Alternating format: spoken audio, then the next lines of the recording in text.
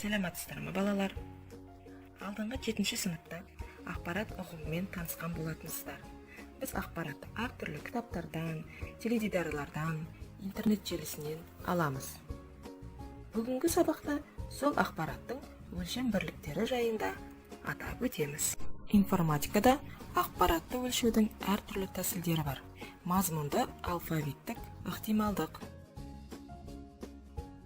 Алфавиттік әдіс ақпаратты өлшеудің объективті әдісі. Ол ақпаратпен жұмыс істеуде техникалық құралдарды пайдалану барысында ыңғайлы, себебі хабарламаның мазмұнына тәуелді емес. Ақпаратты өлшеудің ықтималдық әдісі. Барлық оқиғалар әртүрлі ықтималдықпен жүреді. Оқиға ықтималдылығы және ақпарат саны арасындағы тәуелділік қандай да бір оқиға жасалғанға дейін байланысты. Компьютерлік символ дегеніміз кез келген әріп, сан, тыныс белгісі, математикалық белгі, арнайы символ. Қысқасы, перне тақтадан жазуға болатынның барлығы.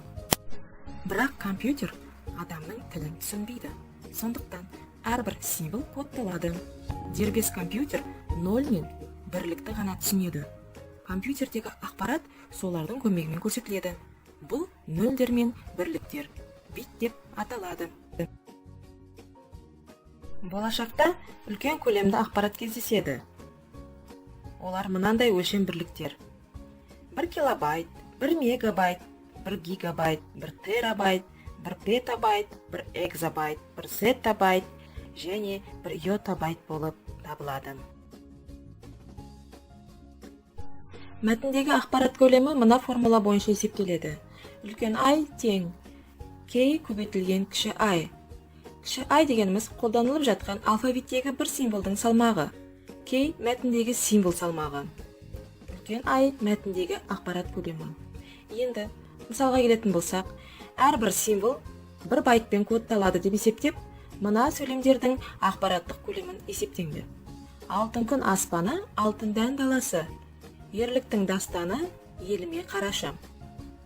Сөйлемде 67 символ болғандықтан, ақпараттың көлемі мына формула бойынша есептеледі. Үлкен I тең 67 көбейтілген 1 байт. 67 көбейтілген 8 бит. Нәтижесі 536 бит. Ал балалар, енді сұрақтарға жауап берейік. Алфавит дегеніміз не? Кәнекей ойланып көрейік. Дұрыс жауабын ойланайық. Алфавит дегеніміз ақпаратты түсіну үшін қолданылатын шектелген символдар жиыны дейік. Екінші сұрақ.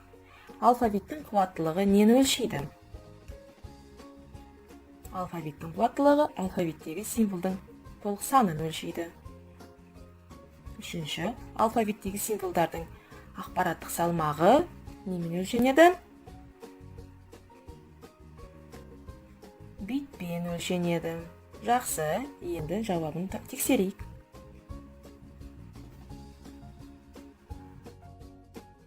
Назар қойып тыңдағандарыңызға рахмет. Сау болыңыздар.